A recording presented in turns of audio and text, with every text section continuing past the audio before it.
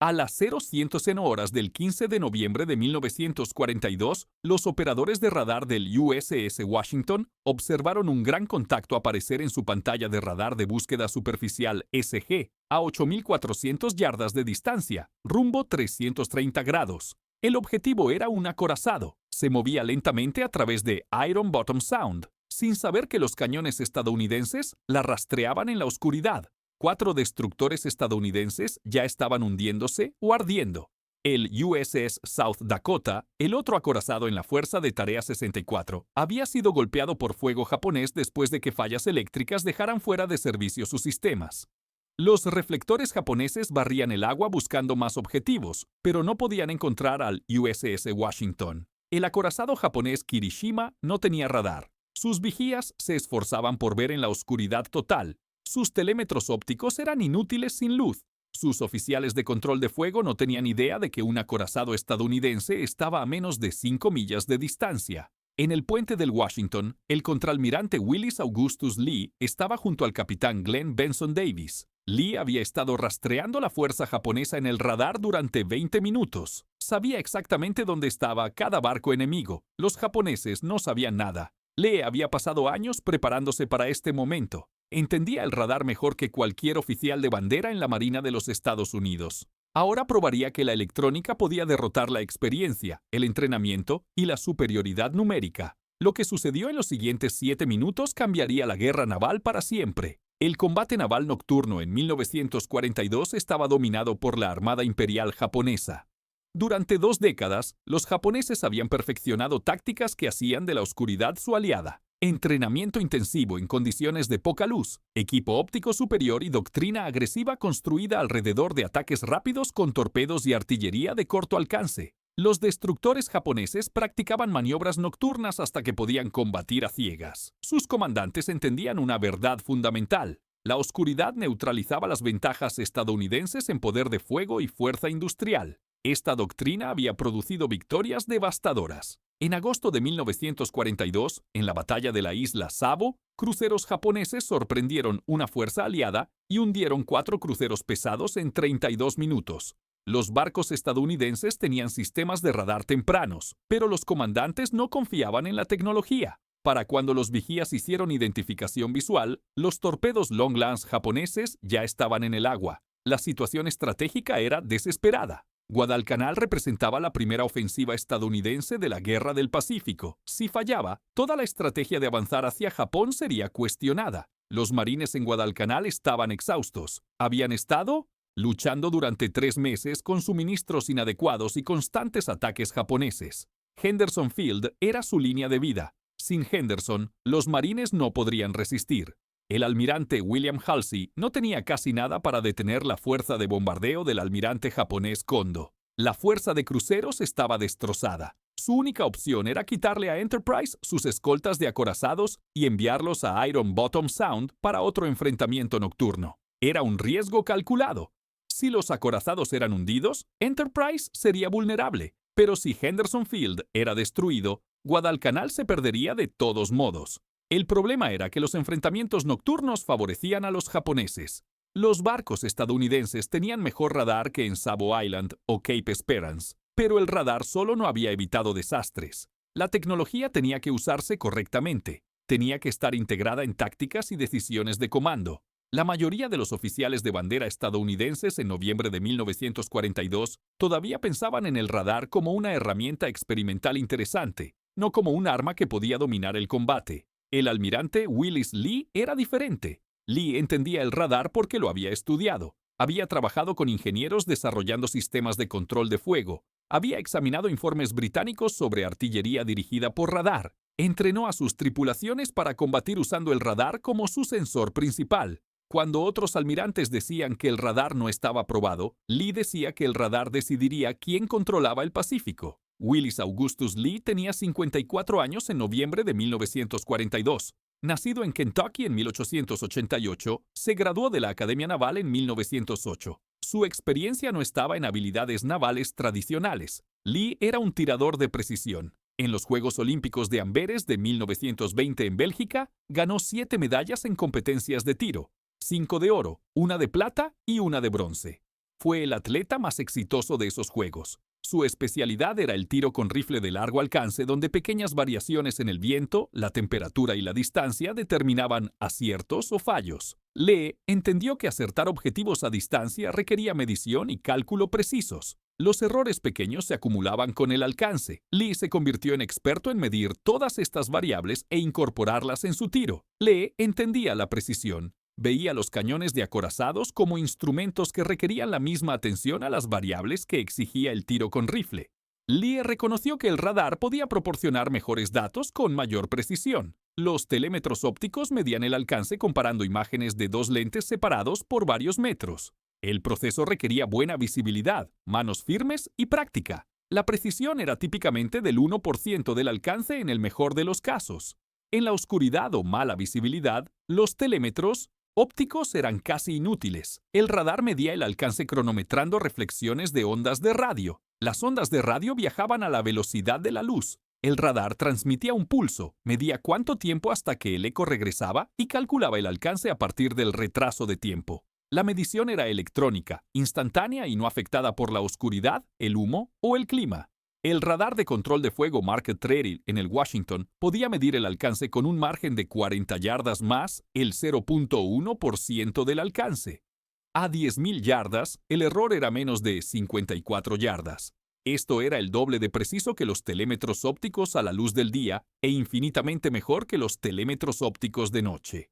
Lee recibió el comando de la División de Acorazados 6 en agosto de 1942. La división consistía en dos nuevos acorazados clase North Carolina, USS Washington y USS South Dakota. Ambos barcos portaban 9 cañones de 16 pulgadas en 3 torretas triples. Ambos tenían sistemas de radar avanzados. Lee hizo del Washington su buque insignia e inmediatamente comenzó a entrenar a sus tripulaciones en artillería dirigida por radar. El enfoque de Lee era radical. La doctrina tradicional decía que el radar era un respaldo a los sistemas visuales, usar el radar para encontrar objetivos, luego cambiar al control óptico para disparar. Lee hizo del radar el sensor principal, reorganizó los procedimientos de control de fuego del Washington para que los operadores de radar trabajaran directamente con los directores de armas y salas de trazado. La información fluía del radar al control de fuego sin pasar por capas de oficiales del puente que podrían cuestionar o retrasar los datos.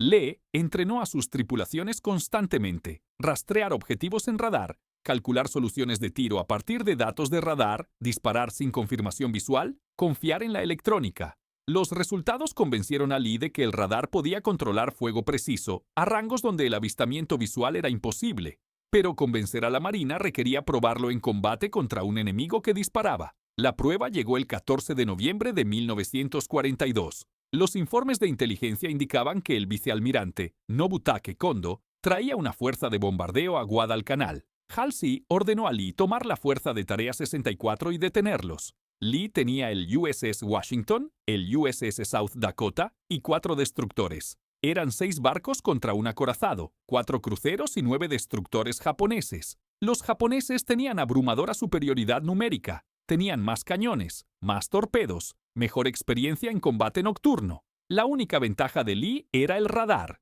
Tenía la intención de usarlo completamente. Su plan era simple: posicionar su fuerza para interceptar a los japoneses mientras se acercaban a Guadalcanal, usar los destructores como pantalla para lidiar con los destructores japoneses y absorber los ataques iniciales de torpedos, mantener los acorazados atrás en la oscuridad donde el avistamiento visual japonés no pudiera encontrarlos, usar el radar para rastrear los barcos capitales japoneses, esperar hasta que el rango fuera correcto, luego abrir fuego con salvas dirigidas por radar. La noche era oscura, sin luna. Nubes bajas bloqueaban la luz de las estrellas. La visibilidad era menor a 1 milla. El radar SG del Washington comenzó a captar contactos más allá de la isla Savo a las 2105 horas. Múltiples grupos de barcos moviéndose hacia el sur.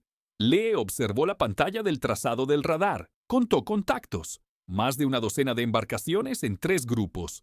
La fuerza de bombardeo japonesa se acercaba según lo programado. A las 2317 horas, el radar SG del Washington detectó múltiples contactos emergiendo desde detrás de la isla Savo, rango 18.000 yardas. Los contactos se movían hacia el sur en 2 grupos. Los 4 destructores fueron colocados en columna adelante de los acorazados. En 15 minutos, la pantalla de destructores estadounidense fue efectivamente destruida. 2 destructores hundidos con gran pérdida de vidas, uno lisiado y retirándose con su proa volada, uno dañado pero aún operacional. El USS South Dakota había maniobrado independientemente cuando comenzó la acción de destructores. A las 2138 horas, el sistema eléctrico del South Dakota falló. La falla fue causada por error humano agravado por un diseño deficiente. Todo se oscureció. Las pantallas de radar se apagaron. Los directores de armas perdieron energía. El South Dakota continuó moviéndose hacia adelante con impulso y dirección manual. Estaba dirigiéndose directamente hacia la fuerza japonesa sin sensores ni armas funcionando. A las 0001 horas, la energía se restauró parcialmente. Algunos sistemas de radar volvieron en línea, pero el barco había derivado durante la falla de energía. El South Dakota había navegado hasta dentro de 5.000 yardas de la fuerza japonesa, mucho más cerca de lo que el capitán Gach pretendía. El crucero japonés Atago detectó el acorazado estadounidense a corto alcance y lo iluminó con un reflector. Cada barco japonés al alcance abrió fuego. Kirishima disparó su batería principal de cañones de 14 pulgadas a un rango de 5.500 yardas. El South Dakota fue alcanzado al menos 27 veces en 3 minutos. La mayoría de los impactos vinieron de cañones de 8, 6 y 5 pulgadas. Estos proyectiles no podían penetrar el cinturón blindado del South Dakota o las caras de las torretas, pero destruyeron todo en la cubierta superior. 39 hombres murieron, 59 resultaron heridos. El South Dakota estaba efectivamente fuera del combate. El capitán Gach ordenó un giro de emergencia a estribor para escapar de la formación japonesa. Su sacrificio había logrado un resultado crítico. Había atraído la atención de cada barco japonés, mientras el South Dakota estaba siendo golpeado. El USS Washington era invisible en la oscuridad, rastreando barcos japoneses en el radar, preparándose para disparar. Los japoneses pensaban que habían ganado. No sabían que el USS Washington existía. Cada barco japonés había estado enfocado en los destructores y el South Dakota. Washington había permanecido atrás en la oscuridad, rastreando todo en el radar, esperando el momento perfecto. En las salas de trazado y directores del Washington, los operadores de radar y los equipos de control de fuego tenían información completa. El radar SG mostraba claramente todas las posiciones de los barcos japoneses. El radar de control de fuego Mark III en el director delantero estaba bloqueado en el contacto más grande, rastreándolo continuamente. La solución estaba lista. Todas las torretas estaban cargadas con proyectiles perforantes de blindaje. Los cañones estaban entrenados en el objetivo y elevados al ángulo calculado. Todo estaba listo. El almirante Lee estaba en el puente con el capitán Davis. Lee llevaba auriculares conectados al trazado del radar y los circuitos de control de fuego. Observó la pantalla del trazado del radar mostrando la situación táctica. Podía ver claramente el acorazado japonés en la pantalla. Rango 8.400 yardas. El objetivo se movía lentamente hacia el noroeste, dirigiéndose hacia Henderson Field. El barco japonés no tenía idea de que Washington existía. Lee miró al capitán Davis y dijo simplemente: «Prepárate, Glenn, aquí vienen». Davis dio la orden que lo cambió todo. Batería principal comenzar a disparar. A las 01:00 horas, exactamente la 1 de la mañana del 15 de noviembre de 1942, el USS Washington abrió fuego. Los 9 cañones de 16 pulgadas en 3 torretas triples dispararon juntos en una sola salva masiva. El sonido era indescriptible. La presión de la explosión era tan intensa que podía romper tímpanos. El destello del disparo iluminó todo el cielo como un relámpago. 9 proyectiles de 1.200 libras cada uno volaron hacia el Kirishima a 2.600 pies por segundo. Los proyectiles estaban en el aire durante aproximadamente 20 segundos mientras cubrían 8.400 yardas. Los japoneses en el Kirishima no tuvieron advertencia, no podían ver al Washington. La primera indicación que tuvieron del peligro fue cuando llegaron 9 proyectiles. La primera salva golpeó la superestructura y cubierta delantera del Kirishima. 2 proyectiles golpearon la superestructura delantera. Ambos explotaron. El área del puente quedó destrozada. Los incendios comenzaron inmediatamente. El capitán del Kirishima, Sanji Iwabuchi, estaba en el puente cuando los proyectiles impactaron. Fue derribado por la conmoción, pero sobrevivió. La mayoría de la tripulación del puente murió o resultó herida. Las tripulaciones de artillería del Washington ya estaban recargando. El segundo ciclo de carga completo tomó aproximadamente 30 segundos. La segunda salva estaba lista para disparar. El Washington disparó nuevamente a las 01:01:30. Esta salva golpeó al Kirishima hacia adelante y en el medio del barco. Un proyectil penetró la cubierta blindada cerca de la torreta número 1. El proyectil atravesó la cubierta y explotó en un compartimento justo encima de los pañoles delanteros. La tercera salva disparó a las 01:01. Los 9 cañones nuevamente. Esta salva se concentró en el medio del barco. 3 proyectiles golpearon los espacios de maquinaria del Kirishima. Un proyectil penetró el blindaje lateral y explotó en la sala de máquinas delantera. La explosión fue devastadora. Las calderas se rompieron. Las líneas de vapor estallaron. Las turbinas resultaron dañadas. El Kirishima comenzó a perder potencia. Su velocidad cayó de 20 nudos a 15, luego a 10. El barco estaba muriendo. La cuarta salva disparó a las 01:01:30. 2 impactos penetrantes más en el medio del barco y hacia atrás. Un proyectil atravesó la cubierta y explotó en un espacio de maquinaria cerca del mecanismo de dirección. Las líneas hidráulicas que accionaban la dirección fueron destruidas. El Kirishima perdió el control de dirección. El barco comenzó a girar lentamente en círculo, incapaz de controlar su dirección. En 7 minutos, el Washington había disparado 75 proyectiles de 16 pulgadas en 9 salvas. Al menos 9 proyectiles golpearon al Kirishima en áreas vitales con efecto devastador. El análisis moderno de los restos usando estudios de sonar sugiere de 17 a 21 impactos totales. A las 01:07, 7 minutos después de abrir fuego, Lee ordenó alto al fuego. El Kirishima estaba claramente terminado. Estaba muerto en el agua, ardiendo por múltiples incendios, escorado pesadamente a estribor, incapaz de dirigir o combatir. A las 0325 horas, 3 horas y 25 minutos después de la primera salva del Washington, el Kirishima se volcó y hundió. 212 hombres se hundieron con él. El USS Washington había logrado lo que ningún otro acorazado estadounidense lograría durante la Segunda Guerra Mundial. Había derrotado a un acorazado enemigo en un enfrentamiento de superficie 1 a 1. Más importante aún, había demostrado que el radar podía dominar el combate naval. La victoria del Washington salvó a Henderson Field del bombardeo. Las fuerzas japonesas nunca volvieron a intentar seriamente destruir el aeródromo con fuego naval. Sin Henderson Field, las fuerzas estadounidenses en Guadalcanal no podrían mantener la superioridad aérea. Sin superioridad aérea, abastecer y reforzar a los marines habría sido casi imposible. La campaña podría haberse perdido. Pero el mayor impacto a largo plazo fue demostrar que el radar podía dominar el combate naval de superficie. Antes del 15 de noviembre de 1942, el radar se veía como tecnología experimental que podría ser útil en algunas circunstancias. Después de esa noche, el radar se reconoció como el fundamento de la guerra naval moderna. La transformación ocurrió notablemente rápido. En enero de 1942, menos de 100 barcos de guerra estadounidenses tenían algún tipo de radar. Para enero de 1945, prácticamente todos los barcos de guerra estadounidenses tenían múltiples sistemas de radar.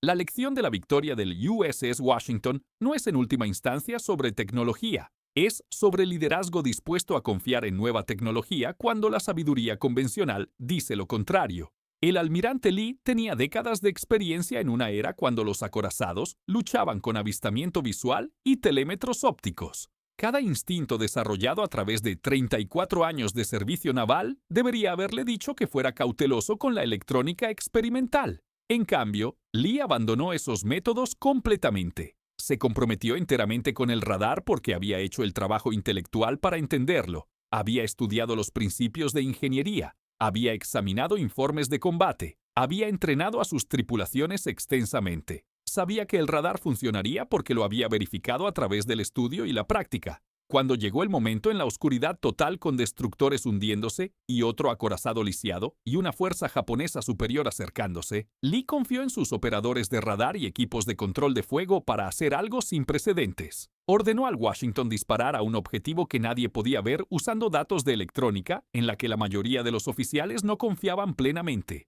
Las tripulaciones no lo decepcionaron. El radar rastreó perfectamente. La computadora de control de fuego calculó con precisión. Los cañones dispararon exactamente. 9 salvas en 7 minutos destruyeron un acorazado japonés. 0 bajas estadounidenses. La victoria validó todo lo que Lee había creído sobre el radar. Demostró que la electrónica podía ser más confiable que los sentidos humanos. Mostró que la tecnología adecuadamente integrada podía superar la inferioridad numérica y la desventaja táctica. Más importante aún, mostró que la innovación tiene éxito cuando los líderes entienden las nuevas capacidades lo suficientemente profundamente como para confiar en ellas completamente.